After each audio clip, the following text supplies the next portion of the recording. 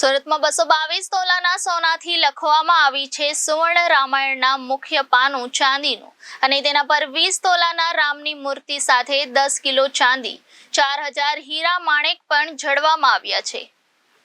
વિશ્વમાં સુરતમાં જ એક એવો ગ્રંથ હશે કે જેને સંપૂર્ણ રીતે સોનાની સ્યાહીથી લખવામાં આવ્યો છે અને તે છે સુવર્ણ રામાયણ।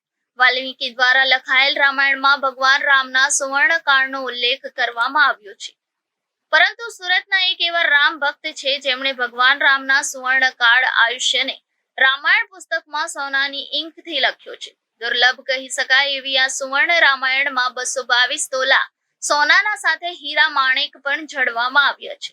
ભગવાન રામના જીવનકાળ પર તૈયાર કરેલ આ રામાયણના એક એક શબ્દો સોનાની ઇંકથી લખવામાં આવ્યા છે।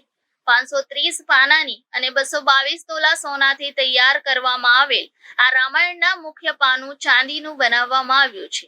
તેના પર 20 તોલાના રામની મૂર્તિ સાથે 10 કિલો ચાંદી, 4000 હીરા માણેક અને નીલમણી જેવા રત્નોનો ઉપયોગ કરવામાં આવ્યો છે।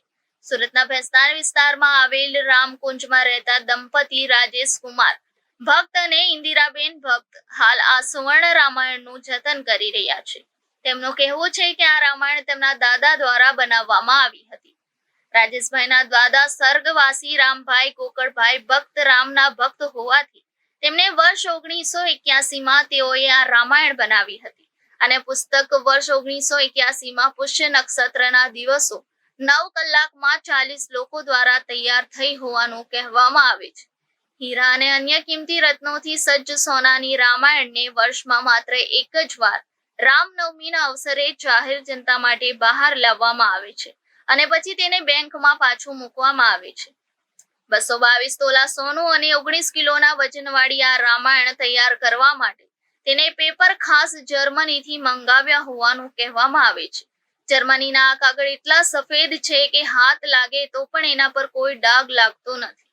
આ ઉપરાંત સોનાની ઇંકથી લખાયેલા પાના વચ્ચે મૂકવામાં આવેલ બટર પેપર પર 5 કરોડ વાળા શ્રી રામ લખવામાં આવ્યું છે, પરંતુ આ દુર્લભ રામાયણને જોવા માટે ભક્તોએ આખું વર્ષ રાહ જોવી પડે છે।